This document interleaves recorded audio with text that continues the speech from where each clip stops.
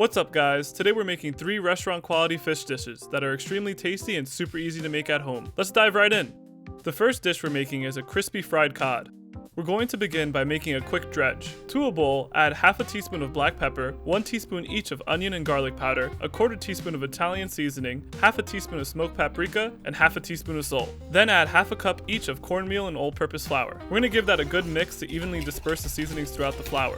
And then we're going to transfer the seasoned flour into a shallow dish and set aside for now. Next, scramble 2 eggs very well and then pour them into a shepherd's shallow dish.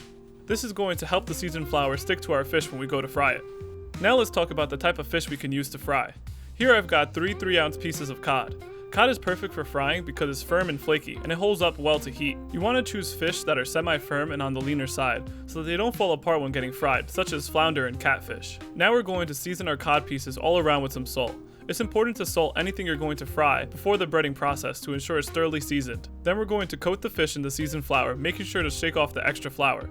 Then quickly dip it into the egg and let some of the egg drip off before finally adding it back into the flour. Then gently press the fish into the flour to make sure it's well coated. Once fully breaded, it should look like this. The double coating is going to make it extra crispy when we go to fry it. Now we're going to repeat this process with the remaining cod. Once all the fish is breaded, pour some of the vegetable oil into a cast iron pan until it's about a third full. We're looking for the temp of the oil to reach 350 Fahrenheit, which is the golden standard for anything fried. Place the fish into the pan facing away from you to avoid any splashes. We're going to fry until golden brown and cook to an internal temperature of 140 degrees Fahrenheit. I like to give them a flip about 3 to 4 minutes into cooking. If you have a thicker piece of fish, fry it until it's golden brown and then finish it in the oven to ensure it's fully cooked. Also, if you don't have a thermometer, the fish is fully cooked once the meat is no longer opaque and has firmed up. Once the cod is done frying, I like to plate it up nicely by spreading a generous dollop of lemon mayo right onto the plate. Next, we'll stack the fried cod by leaning them against each other to give the plate a little extra height and make it look a little bit more interesting. Then we'll add a couple of lemon wedges here and there and finish with a chef's pinch of salt and a sprinkle of parsley. Don't forget to salt the fish right after frying, as fried foods always need a touch of salt after they're done cooking. And that's how you make a good plate of fried fish. Next up, we're going to make a classic pan-seared salmon. I've got 2 fillets here with a beautiful deep orange color, which is a sign of fresh, high-quality salmon. Keep in mind, reddish pink or orange means the salmon is fresh, while dull orange or gray means it's probably farm-raised or old. The skin should also be a shiny silver blue, not dull and dry. We're going to begin by seasoning both fillets right before we go to cook it with a generous amount of salt. Salting the fish too early in advance will draw out too much moisture and leave the fish with a rubbery, dry texture, so I always salt right before I'm going to cook any fish. Now with the pan on medium-high heat, add about 2 tablespoons of vegetable oil. A little restaurant trick is to sprinkle a little bit of salt to prevent the fish from sticking before we add it to the pan. Now we're going to place the salmon fillets facing skin side down and press lightly to ensure even contact with the pan. The skin tends to curl up when exposed to high heat, but applying gentle pressure to the fillets helps keep it flat, ensuring the entire surface gets the chance to crisp up evenly. Try to avoid overcrowding the pan like I did here, as it's going to be so much harder to flip these fillets later on. Now we're going to let the salmon cook for about 5 to 7 minutes so that the skin gets nice and crispy. While that's cooking, let's go over the ingredients for a simple pan sauce to go with our salmon. We'll need 3 tablespoons of butter, the zest of 1 lemon, 2 cloves of minced garlic, a tablespoon of minced parsley, and 1 lemon. With our sauce ingredients prepped, let's go check on our salmon. Okay, it's time to flip. Be gentle. I like to place my hand on top of the salmon when flipping so I have more control, and I can gently place it right back into the pan. Here's where overcrowding the pan becomes a problem. I can't get a good angle on the salmon to flip it, and the skin is slightly sticking even though it's fully cooked. So to flip the salmon without tearing the skin, I'm going to move the pan around to get a better angle and gently lift it from all sides until the skin lifts from the pan. Once flipped, we're going to cook the salmon to an internal temp of 125 for medium and 145 if you like it well done. Now that our salmon is cooked, we're going to remove it from the pan and drain most of the oil. Then we're going to put the pan back on medium heat and add a tablespoon of butter. Let the butter melt down, and then we're going to add our minced garlic to the pan. We're looking to cook it until it's fragrant for about a minute or so. Now we're going to deglaze the pan with a splash of white wine.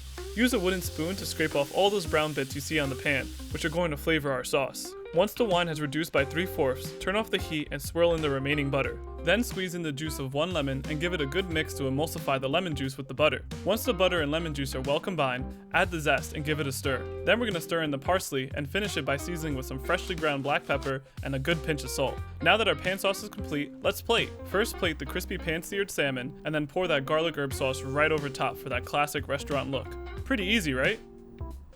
Last but not least, we're steaming red snapper en papillote, which is just a fancy French word for cooking in parchment. I've got a whole red snapper here that I had my fishmonger descale, gut, and trim for me so that it would be easier to prepare. An easy way to ensure your fish is fresh is to check if the eyes are hazy. They should be clear like so, and the fish should smell like you're at the beach and not super fishy. You can definitely steam this fish whole, but I'm filleting it to make it easier to serve. To fillet, start at the top and follow the bones with the tip of your knife to get all the meat out. You can hear if you're doing it right if you hear your knife ticking along the spines of the fish. Do this until you reach the bottom and then separate the fillet from the fish. It may be a little tricky to separate the other fillet, but just go slow and follow the same rules. Eventually you'll have two beautiful snapper fillets. You can save the fish bones to make a killer fish stock for a seafood chowder, or you can just discard them. Now let's prepare the aromatics for our steamed fish. We're going to begin with some fresh ginger. I like to prepare it by slicing it into large medallions. Then we're going to take a couple of cloves of garlic and smash them for a more subtle garlic flavor. Next we're going to take a scallion and remove the green tops from the white bottoms. We're then going to cut the white bottoms in half and slice the greens for garnish. Then we're going to rip a bunch of cilantro in half, removing the hardy stems and keeping the more tender stems and leaves intact. And lastly, we're going to slice a lemon into thick rounds. Once our aromatic base is prepped, we're going to lay down a rectangular sheet of parchment. In the middle of the parchment, we're going to place 4 slices of scallion whites, some cilantro, and 2 cloves of smashed garlic. Then season the snapper fillet well with salt and place it on top. Lastly, layer on the ginger and lemon slices. Since we're not searing the fish in any oil, it needs a good aromatic base to ensure it's flavorful once it finishes steaming. Finally, we're going to drizzle on 2 tablespoons of sake over everything. You could also use white wine or stock, we're just using something flavorful to get the steam going. Now we're going to fold the parchment in half.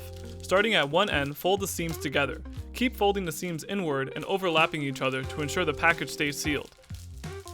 Other fish I like to use this technique for are grouper and sea bass, or any delicate white fish really. Once you've reached the end of your parchment, I like to twist the ends together to lock in the steam.